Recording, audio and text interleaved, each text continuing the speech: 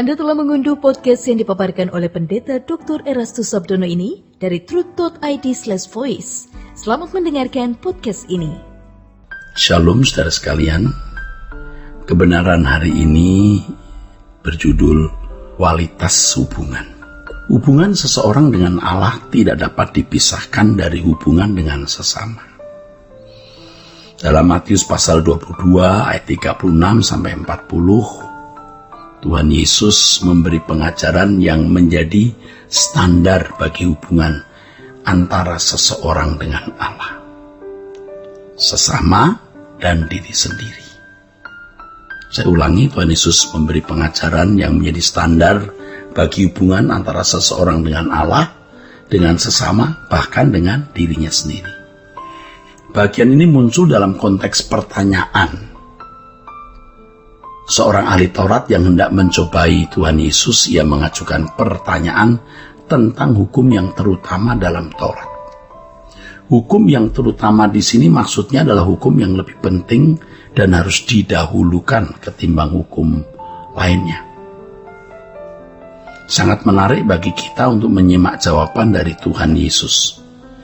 Tuhan berkata, "Kasihilah Tuhan Allahmu dengan segenap hatimu, dengan segenap jiwamu, dan dengan segenap akal budimu." Itulah hukum yang terutama dan yang pertama. Dan hukum yang kedua yang sama dengan itu ialah kasihilah sesamamu manusia seperti dirimu sendiri. Pada kedua hukum inilah tergantung seluruh hukum Taurat dan kitab para nabi. Saudaraku, dalam penggalan ayat ini terdapat kebenaran yang sangat kuat bertalian dengan hubungan antara Allah dan manusia dengan sesamanya.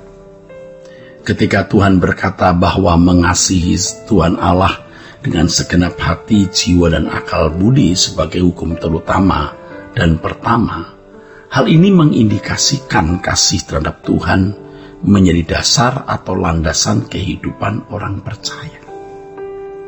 Mengasihi Tuhan dengan segenap keberadaan merupakan tujuan paling dasariah dalam kehidupan orang percaya. Pagelaran kehidupan orang percaya harus selalu didasarkan pada kasih terhadap Allah, entah itu bekerja, berkeluarga, bersekolah, berinteraksi, dan lain sebagainya. Semuanya harus hanya karena, oleh, dan bagi Allah.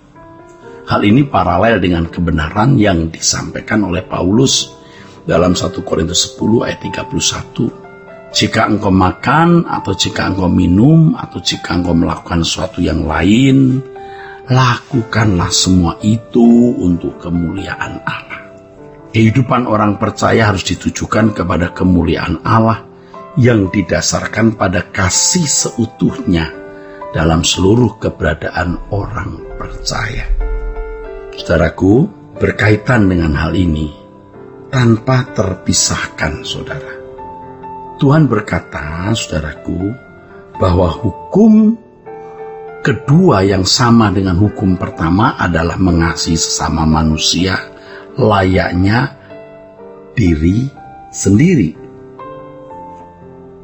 Saudaraku sekalian, kata sama di sini menggunakan kata homoios, yang artinya sejajar atau sama dalam kualitas. Hal ini mengindikasikan bahwa kasih terhadap Allah tidak dapat dipisahkan dari kasih terhadap sesama. Seseorang yang mengasihi Allah harus mengasihi sesamanya, termasuk mereka yang menyakiti atau melukai. Kasih terhadap Allah dicerminkan melalui kasih yang tulus terhadap sesama. Dengan kata lain, kasih yang tulus terhadap sesama dapat terpancar ketika seseorang mendasarkan kehidupannya pada kehidupan yang mengasihi atau melakukan segala sesuatu bagi Allah.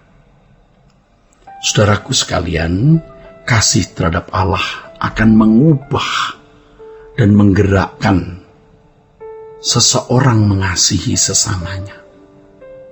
Dengan demikian, saudaraku, seseorang yang mengasihi Allah akan bermuara pada perilaku yang semakin sesuai dengan pikiran dan perasaan Allah.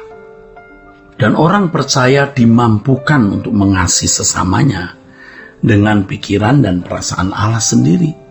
Bahkan mengasihi mereka yang menyakiti dan melukai. Luar biasa bukan? Nah ini ya, yang namanya sempurna seperti Bapa. Tuhan Yesus mengatakan, kalau kamu mengasihi orang yang mengasihi kamu, apa bedanya dengan mereka yang bukan umat pilihan, yang bukan anak-anak Allah? Kalau kamu memperhatikan orang yang memperhatikan kamu juga, ya apa bedanya dengan mereka, saudara?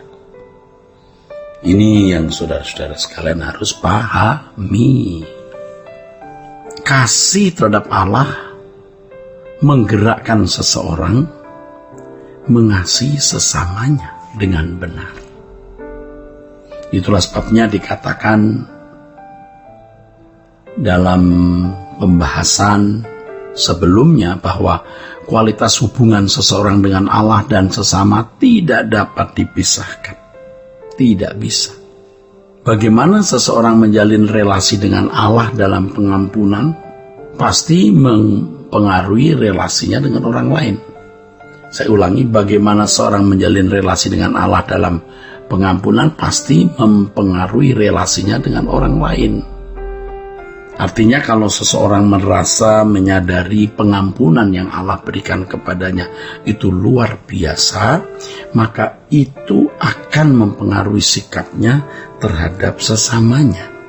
Kecuali seseorang tidak menghayati betapa bernilainya pengampunan yang Allah berikan. Jika seseorang menjalin relasi dengan Allah secara oportunis, dengan berkutat pada urusan pemenuhan kebutuhan jasmani, kesembuhan dari sakit penyakit dan kepentingan duniawi lainnya, maka tidak heran jika relasinya dengan sesamanya pun bersifat oportunis. Jika sesamanya memberi keuntungan dan kebahagiaan, maka ia akan mengasihinya. Jika sesamanya menyakiti atau melukainya, ia tidak akan mampu untuk mengampuni, saudaraku.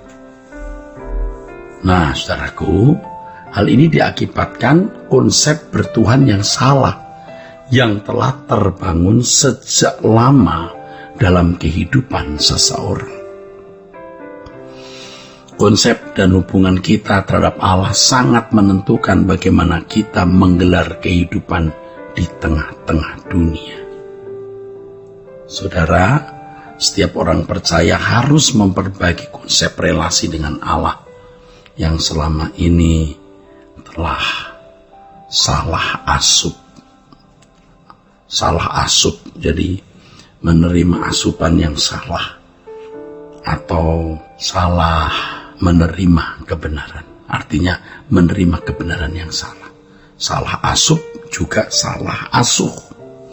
Relasi dengan Allah adalah relasi kasih yang tanpa syarat dan tanpa batas. Mengingat Allah telah terlebih dahulu mengasihi kita. Itulah sebabnya kita pun harus mengasihi sesama kita tanpa syarat dan tanpa batas. Tetapi tentu semua di dalam pimpinan Roh Kudus, saudara ya. Mengampuni harus menjadi gaya hidup orang percaya. Ketika orang percaya menjadikan pengampunan sebagai gaya hidup yang selalu dikenakan, sesungguhnya saat itulah ia menjadi seperti Bapa di surga yang sempurna dalam mengasihi semua orang. Akhirnya, saudara, harus ditekankan kualitas hubungan seseorang dengan Allah dan kualitas hubungan seseorang dengan sesama tidak dapat dipisahkan. Kiranya kebenaran hari ini memberkati kita sekalian. Sola Gracia. Untuk berlangganan renungan harian dalam bentuk cetak, silakan hubungi Truth Literatur di nomor telepon 0878 7870 7000. Untuk mendapatkan CD khotbah, MP3 Renungan Truth, dan CD album lagu produksi Sola Gracia, Anda dapat menghubungi di hari dan jam kerja di nomor telepon 021 638 60953. Tuhan Yesus memberkati. Sola Gracia.